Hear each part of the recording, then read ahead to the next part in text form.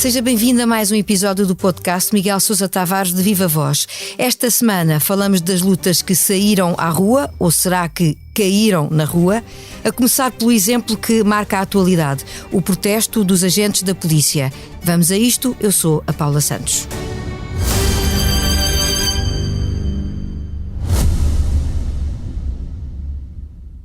Subscrever o Expresso é ter acesso à melhor informação, a uma vasta oferta de conteúdos exclusivos e à opinião de referência.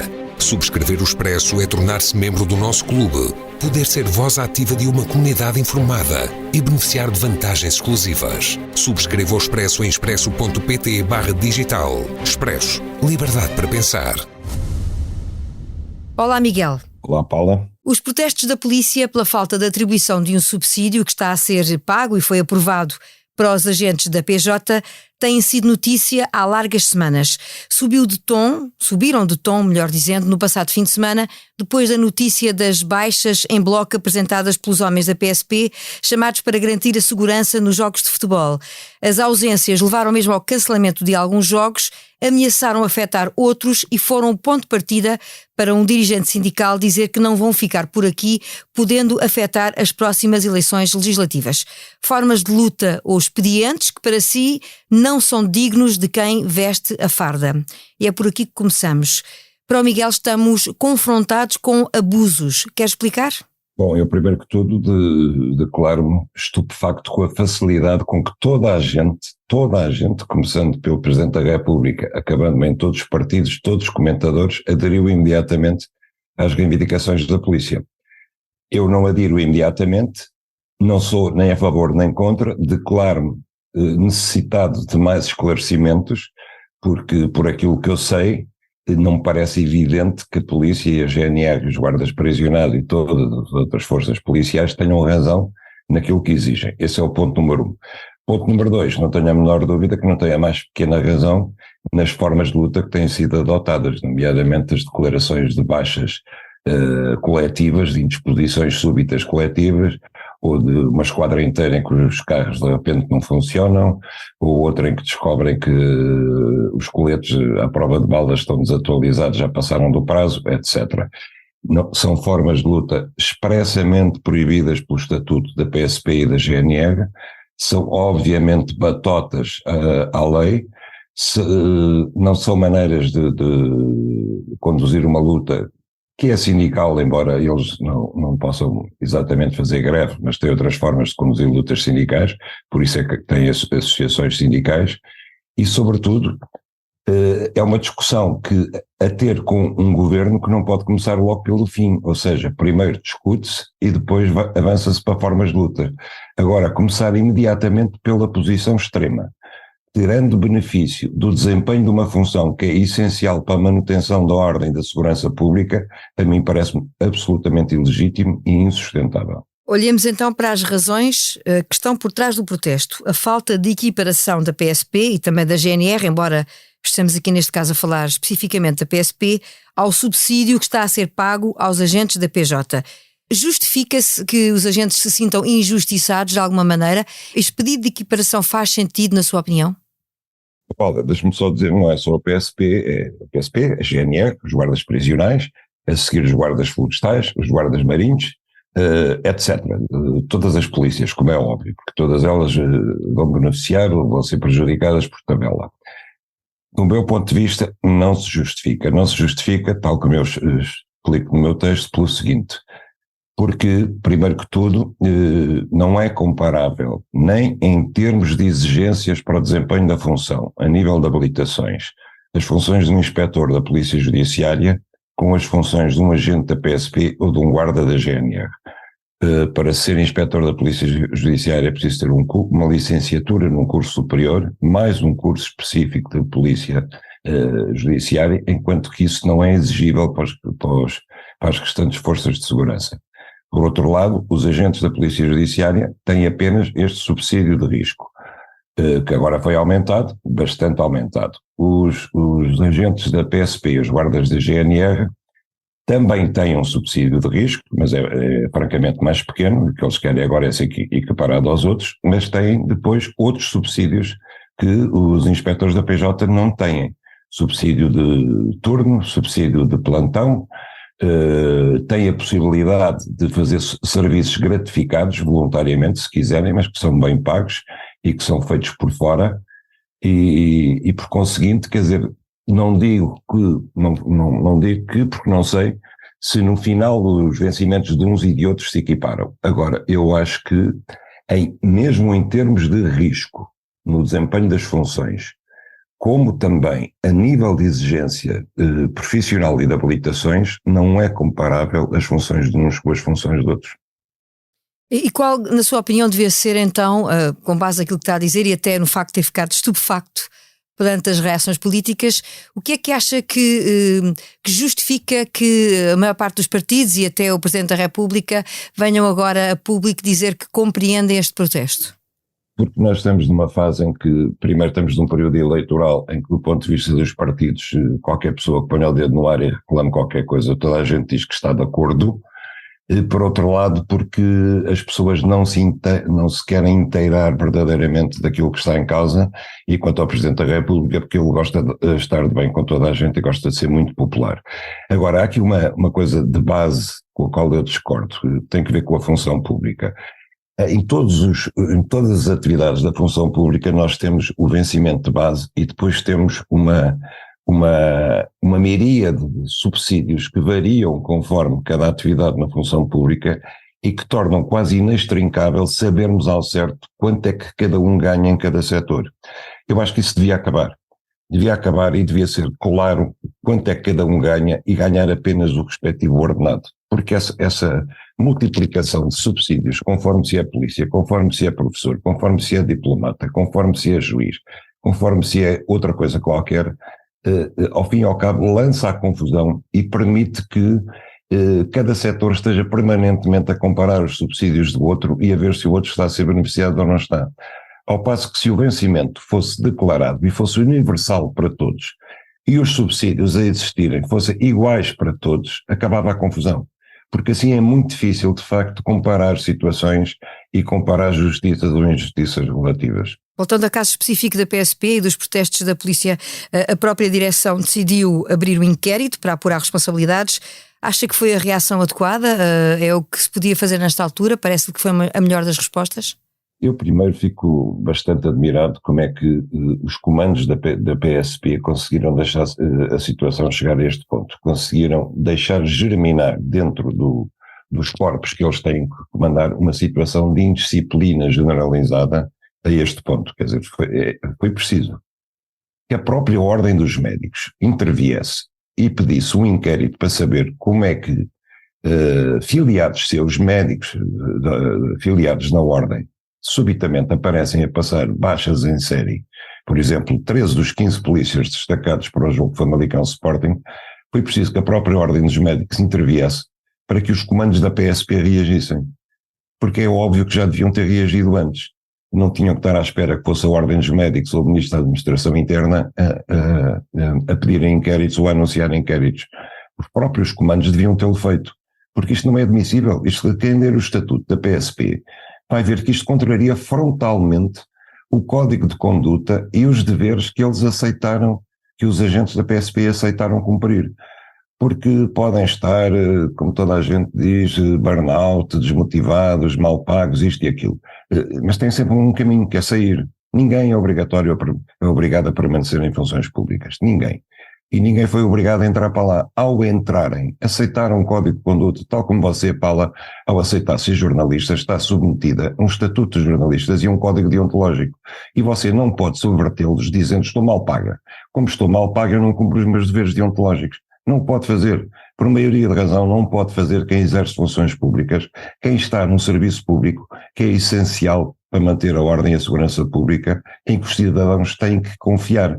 Porque amanhã, se eu for parado por um polícia na estrada e ele me quiser impor a sua autoridade, eu vou-me virar para ele e dizer, olha, desculpe, estou com uma súbita indisposição, portanto eu estou dispensado de cumprir os meus deveres cívicos tal como você estava, ou achou que estava aqui há um tempo atrás. Isto não é admissível. Ou existe um Estado de Direito e os primeiros responsáveis pela garantia do Estado de Direito, dos seus deveres e obrigações, são as autoridades públicas, ou então estamos a brincar. Essa questão é importante porque o Miguel acha que esta luta põe em causa a autoridade da polícia no futuro, já para não dizer no presente. Sim, e põe em causa o próprio Estado de Direito, por isso é que eu chamei ao meu artigo "A República caiu à rua", porque, não sei se a Paula é nova demais para se lembrar, mas quando o Marcelo Caetano se rendeu ao Largo do Carmo no dia 25 de abril de 74, a sua grande preocupação é que o poder não caísse à rua, e portanto ele queria que apresentassem um general, um almirante, alguém a quem entregar o poder. E neste momento eu acho que nós estamos a viver uma situação parecida com isso, que é o poder está na rua. Alguém, me era muito próximo, escreveu uma frase que depois foi cunhada com uma pintura de Vieira da Silva no cartaz que dizia: "A poesia está na rua". Não tem nada a ver com isto. Isto é diferente. Isto aqui é o poder que caiu à rua, mas caiu à rua de uma forma feia, porque não é uma forma de alegria, não é uma forma de poesia. Isto é uma forma de revolta contra o Estado de Direito. E o Estado de Direito é a proteção final dos cidadãos. É a nossa última proteção contra tudo, nomeadamente contra as aleivosias do senhor do Chega. E nós precisamos de uma polícia para nos defender disso. Nós não precisamos de uma polícia infiltrada pelo Chega, de uma polícia infiltrada pela extrema-direita, de uma polícia que se acha que se pode dar ao luxo de subverter os seus deveres, que são simultaneamente os nossos direitos, mas precisamente o contrário. Uma polícia que obedece à Constituição, à lei e ao seu estatuto. E que dentro disso reclama aquilo que acha que tem direito a reclamar, que eventualmente tem direito a reclamar, e que negocia em pé de igualdade com todos os outros setores socioprofissionais que acham que devem negociar. Não é agora porque são polícias, porque desempenham um serviço público essencial, porque estão armados, que passam a ter um privilégio negocial que os outros não têm. Só para concluirmos este tema, mas Miguel, quando se chega a este ponto de vermos ações da polícia, para si, eu compreendo que não fazem qualquer sentido e que extravasam aquilo que seria a normalidade. Isto também não reflete que há aqui vários anos em que a polícia sentiu que de alguma forma foi desvalorizada e que não conseguiu chegar até ao poder político ao ponto de poder reivindicar para si aquilo que atendia a ser as condições certas, não apenas salariais, mas outras. Isto também não é reflexo de algo que correu mal no passado? Paula, alguma coisa corre sempre mal em Portugal, para não dizer que muitas coisas correm sempre mal. Agora, não sei se a Paula tem reparado nas manifestações de polícia, quando se lhes fala das outras coisas, mesmo os polícias têm reconhecido que as outras coisas têm corrido bem. Isto é, o governo tem investido em material para a polícia, tem investido em carros para a polícia, tem investido na melhoria das esquadras da polícia, que são incomparavelmente melhores do que eram aqui há uns anos, portanto tem investido noutras coisas. Não, se calhar não investiu o suficiente no aspecto salarial, não sei, agora tem investido noutras coisas. Simplesmente, e eu aqui volto ao meu ponto, nós não somos um país rico, embora as pessoas achem que o Estado pode comportar todas as reivindicações dos seus funcionários, dos empregados das empresas públicas e tudo o resto. Não é verdade, isso não é verdade, portanto haverá sempre alguém descontente em Portugal, sempre, sempre, sempre.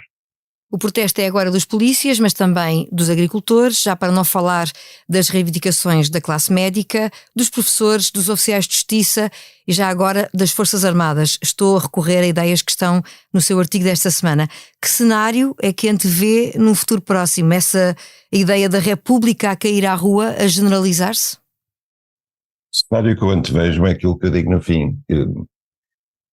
Todos aqueles que estão em revolta pública são ou funcionários públicos ou trabalhadores de empresas públicas, como a ACP, por exemplo, ou alguém que trabalha em setores que, não sendo públicos, estão dependentes de apoios públicos.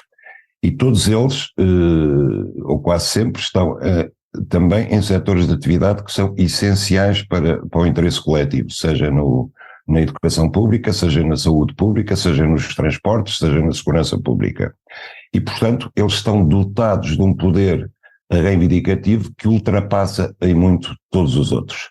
Mas, cá fora, na vida civil, existe uma maioria de pessoas, a tal maioria silenciosa, que não trabalha para o Estado, que não é dependente do Estado, que não faz greves, que não tem capacidade de se manifestar e que é a tal classe média, são os tais abstencionistas, são os tais pagadores de impostos, que assistem a tudo isto sempre com um sentimento de que assistem às lutas dos outros, às manifestações dos outros, sempre com sentimento.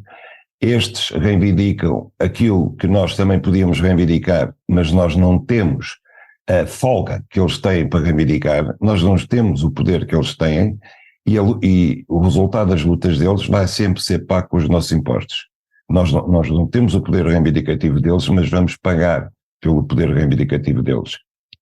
Esta dicotomia que existe de facto em Portugal entre os que vivem do Estado, bem ou mal, justamente ou não, e aqueles que contribuem para que o Estado financie as coisas, um dia eu acho que é capaz de rebentar, se não sob a forma da abstenção, talvez sob a forma de um partido de contribuintes ou sob outra forma qualquer, mas um dia isso vai se tornar patente, porque eu assisto a isto, falo com muita gente que assiste a isto e sinto que também há uma revolta surda e silenciosa daqueles que não têm voz, assistem aos protestos e às manifestações, às vezes sob forma violenta como esta, dos que têm voz, demasiadamente voz, contra os que não têm, e estão de braços cruzados sem poder fazer nada. E depois nós vemos que toda a gente dá razão a todos os protestos, a todas as reivindicações, sem critério, porque estamos em época eleitoral, uns porque querem governar e não se atrevem a perder votos, outros porque sabem que não vão governar e, portanto, podem prometer tudo a toda a gente, e o Zé contribuinte, o Zé silencioso, olha para isto e pensa, este país não tem saída. Dos silêncios de uns e dos protestos de outros, passamos para o improviso. O PSD, em coligação com o CDS e o PPM, venceu as eleições nos Açores contra as previsões de algumas sondagens. E há novos estudos de opinião que fazem por estes dias a comparação entre Luís Montenegro e Pedro Nuno Santos nas diversas competências para a gestão do país.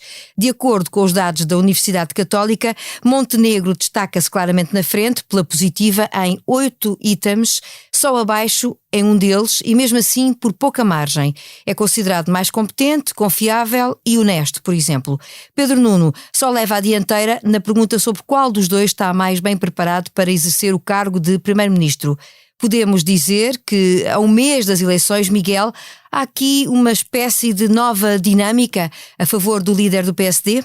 Parece-me que sim, parece-me que a eleição dos Açores contribuiu para isso, não apenas pela vitória relativa da AD sobre o PS, que foi incontestável, mas foi relativa, mas sobretudo pela forma como o PS fez a campanha eleitoral nos Açores, apoiada por Pedro Nuno Santos, a qual se baseou exclusivamente no papão do Chega, que a AD iria aliar-se ao Chega, e depois pela reação de Pedro Nuno Santos, que foi a pior possível, porque Pedro Nuno Santos ficou claramente à toa com uma derrota com a qual não contava e não foi capaz de dizer a única coisa decente que deveria ter dito, nem eu, nem Alexandre Leitão, nem as pessoas próximas dele, que é o PS vai obviamente viabilizar um governo minoritário da AD nos Açores, porque se nós, socialistas, passamos o tempo todo a dizer que temíamos que a AD se juntasse ao Chega para governar, então agora não vamos obrigar a AD a juntar-se ao Chega para governar, vamos deixar que a AD governe em minoria sem o Chega. Essa é a única coisa decente que o Partido Socialista pode fazer, não apenas do ponto de vista político, mas do ponto de vista de coerência com o seu discurso. Se de facto o Partido Socialista quer afastar o Chega do poder, não pode deixar essa tarefa única e exclusivamente à AD. E Pedro Nuno Santos, ao não ser capaz de o fazer, lançou sobre todos os votantes do dia 10 de março no continente a suspeita de que, de facto, o principal adversário dele, ou o principal temor dele não é o Chega, é sim a AD, e que aquilo que o PS quer é não perder o poder, mais do que não ver o Chega chegar ao poder. Terá eventualmente temido que essa leitura mais regional pudesse ser contagiante para aquilo que será a leitura do dia 10 de março e não quis correr riscos medidos e táticas políticas pensadas de outra maneira, digo eu. Pois, talvez, mas chega a um ponto em que, por mais jogos que se façam de estratégia política, o que fica para as pessoas é o essencial. E o essencial daqui é qual é a atitude do PS em relação ao Chega. Quer afastá-lo do poder ou prefere afastar o PSD do poder? ou obrigá-lo a ser poder com o Chega. Isso é o essencial, porque no fim de contas há alguma coisa em que a política tem que conter alguma moral também, quer dizer, não pode ser só jogos de estratégia, jogos de salão, sinuosidades de debate, tem que ser alguma coisa que faça sentido para a gente decente. E em relação aos resultados da sondagem, quer destacar em particular alguma coisa? Foi surpreendente para si? Foi um bocado surpreendente, porque, e aliás, o único ai também que Pedro Nuno Santos ganha é por 39% contra 38%, é a pergunta qual dos dois está mais bem preparado para ser primeiro-ministro. E isso é contraditório com todas as outras respostas onde Luís Montenegro ganha largamente, como que qual é o mais competente, qual é o mais honesto, tudo isso, Luís Montenegro ganha largamente. E essa vitória larga de Luís Montenegro nas outras perguntas, a mim é surpreendente, porque todos sabemos, enfim, que Luís Montenegro não tem sido propriamente um brilhante candidato a primeiro-ministro, para não dizer já chefe da oposição, e isso só significa que Pedro Nuno Santos também não tem sido um brilhante candidato a primeiro-ministro. Eu, como a Paula sabe, não o considero um brilhante candidato a primeiro-ministro, mas apesar de tudo achei que eles poderiam estar igualados. A Paula sabe que houve uma eleição parcelar nos Estados Unidos para os republicanos esta semana, em que Donald Trump não concorreu e ficou só a candidata republicana com todos os outros. E ela perdeu para um candidato que era nenhum. Ou seja, havia uma pergunta que dizia, prefere nenhum candidato a todos os outros? E foi esse que ganhou. Eu acho que se no boletim de voto do dia 10 de março, entre todos os partidos, houvesse uma pergunta que é, prefere nenhum destes candidatos, preferia o outro a nenhum destes, era capaz de ser o candidato vencedor. As sondagens, os factos, os protestos, no fundo um retrato do país, a República caiu à rua. Chegou ao fim mais um episódio do podcast Miguel Sousa Tavares de Viva Voz. A sonorização esteve a cargo do João Martins. Para a semana voltamos à análise da atualidade.